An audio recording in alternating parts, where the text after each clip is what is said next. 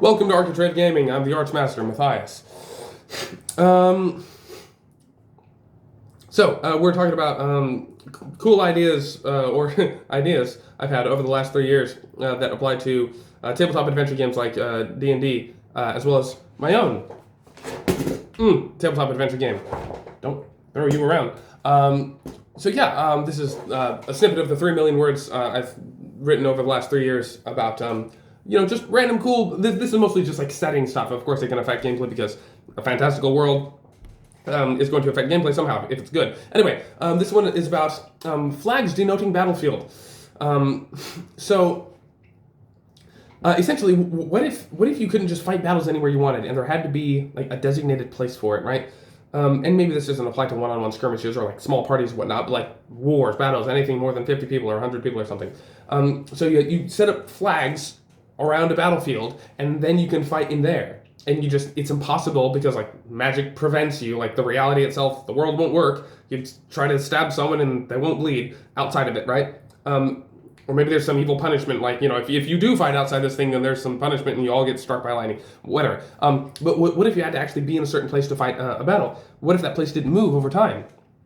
So, over the centuries, you've had, battles be fought. Even from faraway lands, they all have to come to this spot to fight their battles because it's the only spot that's safe to do it, or the only spot that they're allowed to. That's just a cool idea. You could make it apply to players and stuff by saying that there are several, locations around the world where if you're fighting in that location, you get a battle bonus or something, but if you're fighting out of it, you don't, or maybe you get a penalty if you're that kind of GM.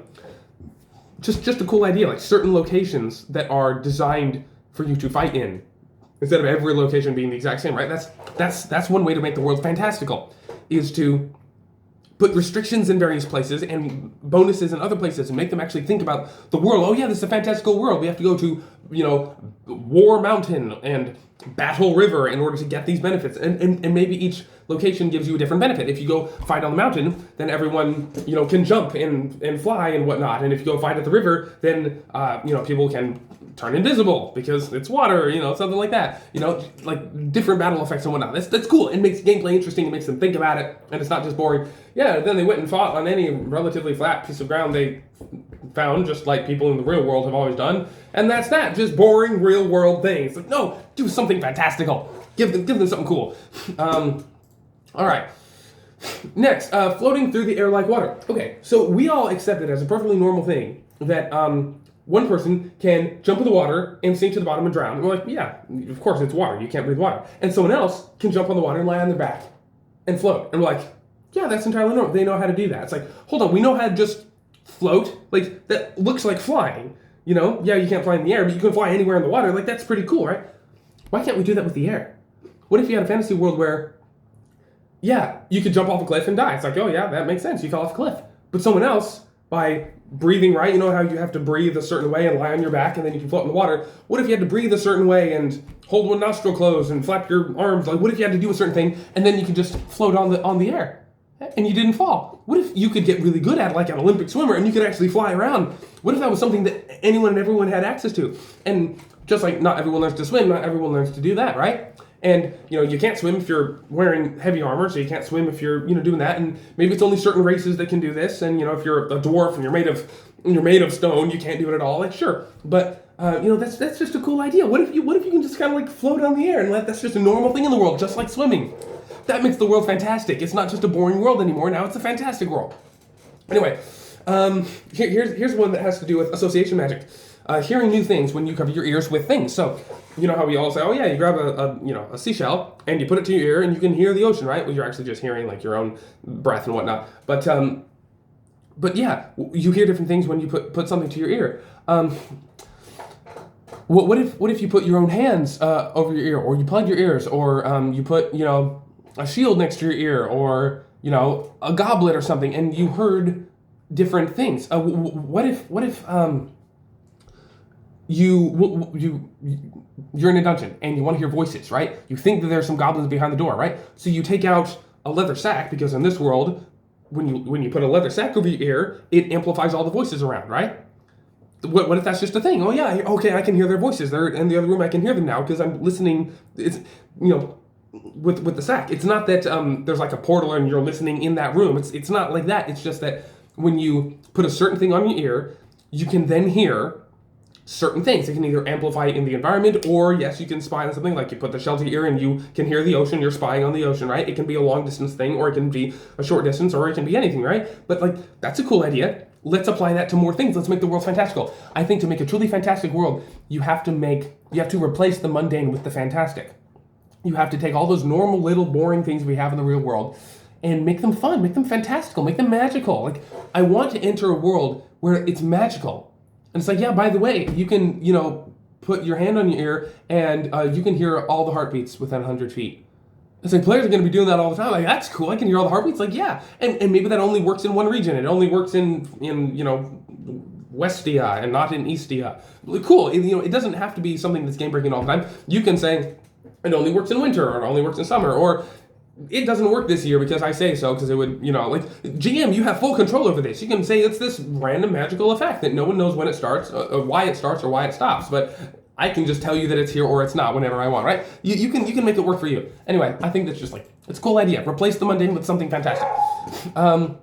Here's another one. Landscape changing because of war or conflict. So this is association magic again. I was watching Kingsman, the first Kingsman movie, and there was this time lapse of a little village, and World War I was going on, right? So it shows a village, and then it shows like explosions and whatnot, and the bell tower and the roofs are all getting destroyed and they're on fire and whatnot, and then it zooms out and the land around it is getting scorched, and there are these foxholes and places where the bombs fell and whatnot, and then there's all the little crosses, the X's and whatnot on the ground, and the razor wire, and so it backs up and everything is all turning gray and the clouds are going dark, and the time lapse stops and shows the effects of war, the last year of war or something.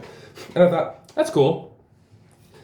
What if when you're fighting in a location, it just automatically changes the environment to match war? Like, what if war was a biome, like a forest or a swamp? What if you fight in some place and the ground gets all spiky and the trees get gnarly and foxholes come in the ground and it gets cloudy and shadowy or really cold, or whatever, something, right? Healing doesn't work here as well, or everyone's damage is doubled because they're in the war biome, right? Like, enough people have fought in this same place that the concept of war and combat has just been infused into the place, and now it's a war biome. And maybe people purposely go there to fight because everyone's weapons are stronger now, right? It's a cool idea. It's something fantastic. Like, the players are going through some place, and it's like, oh wait, we're in a war biome. Great, we're more powerful now, but we gotta watch out. It's like, it's a cool thing. You make the mundane fantastical. Like, this is a cool thing, and you can layer this on anything. And there's a lot of world building and history and lore you can do with this idea. You can say that, oh yeah, you enter the capital city and the whole thing's a war biome. And you're like, huh? Like, why? Was there like a giant battle here and the king like built his kingdom here because he won? How do they deal with the law and stuff if like everyone's weapons are super deadly? Like, are weapons banned in the city? Like you get to decide so many things. You get to replace the boring mundane with the fantastical, right? There's so many cool things. I take these ideas and I just put them in various places in my world and make everything work. But like, you can do, go right ahead. I can't stop you. But pay me money and let me actually build this all out in my own products and stuff, so that it's actually like official. Please. Next.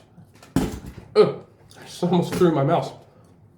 You're a good little mouse. You're so soft. Nice tail. No, it's a mouse. Here's a quick small one. Leave a trail of light with a torch. What if, when you're moving your torch around, and maybe this is only in a certain dungeon or a certain area of the world or a certain time of day or whatever you want, but you take your torch, or maybe it's a certain torch, like a cheap torch or an expensive torch or whatnot. What if it actually leaves a trail and it lasts for like a minute or something? And so that you light a room and you move to the next room, and that last room remains lit because the torch light was there. That light stays there for a minute or an hour, or however you want, right? So as you're moving along, each room that you light actually stays lit, and then eventually it all expires and it catches up to you. But like, that's a cool idea for a torch. It's a cool torch. Yeah, all the enemies can find you. They can follow you. They can follow the trail. But might be super useful. That's just a cool little idea. Let's make torches fantastical again. All right. Light and dark causing sleep and wakefulness. In the real world, science and stuff, when you when you look at, the morning sun and the light actually gets in your eyes, it wakes you up, you feel, awakened and whatnot, it gives you cortisol and things. And when it gets dark outside, you turn off all the lights, you just naturally get sleepy, right? That's just a thing that happens. What if that effect was multiplied 100 times? What if being in light actually woke you up and you could not sleep as long as you were in sunlight? And when it goes dark, you have a couple saving throws to make before you fall asleep, and you cannot stay awake. You have to fall asleep, right? You realize how scary dungeon delving would be if you just had to fall asleep? And what if it was reverse for all the creatures of darkness, all the creatures that live underground in their dungeons? And light puts them to sleep, and darkness keeps them awake. Ooh, that's cool. Or what if neither light nor darkness affects them at all, and that only affects surface dwellers? So you can't just walk in and hold your torch and they fall asleep, right? But yeah, what if all the creatures of darkness are down there and they're like, yeah, we have dark vision and we sleep on our own schedule, right? But these surface dwellers, all we have to do is take out their torch and they fall asleep. Ooh, that's cool, right? It's just you put them on their toes, you make something fantastic. It can be, again, a certain region or a certain time of day, or, there can be certain triggers for it, so it's not like you don't have to change your entire fantasy world and say this is how it works, but you can if you want to. I just think, like the sleep spell, like you're hit with sleep, it just happens automatically to everyone when the sun goes down. I just think that's cool. And lastly, low gravity environments. I was playing Outer Wilds, by the way, one of the greatest games ever made.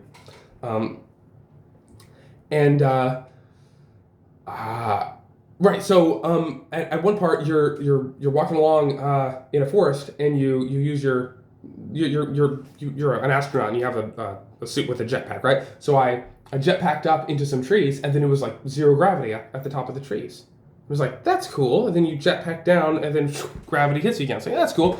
Why don't we have fantastic locations like that in our fantasy worlds? What if the tops of all, trees release oxygen, right? What if they released zero gravity? Let's make it fantastic. So if you can climb a tree or jump high enough or whatnot, then it's actually zero gravity on the tops of all trees, and that's your thing. And if you get too high above the tree, then the gravity hits again, so you can't go too high. And if you go low, then gravity hits you, and you're back on the forest floor. Maybe it's only pine trees. Maybe it's only trees that are at least 100 years old or at least 30 feet tall. You can have whatever restrictions you want, but just having the tops of trees be zero G, I mean, that'd be cool in tabletop. That'd be cool in a video game. That's just a cool idea, right? Like, you can say certain types of trees, and these are magical trees, or the certain magical forest. Like that's a cool idea. Use that. Anyway, thanks for watching. Come back next time for more crazy, wild ideas. We have 3 million words of this. The Lord is very generous. Feed the algorithm, like and subscribe if you want to be a part of this. I'm actively looking for team members. Shoot me in the comments below. Shoot a comment to me below. And tell me, hey, I want to be on your team. I want to be part of this, and we'll try you out. Patreon, I think it's in the description, should be. If you want to support this craziness and actually support me doing this full time and actually releasing books and setting guides and all sorts of things for you to actually use as players and GMs and whatnot, then support me on Patreon and help me do this. Anyway, God bless. Have a good night.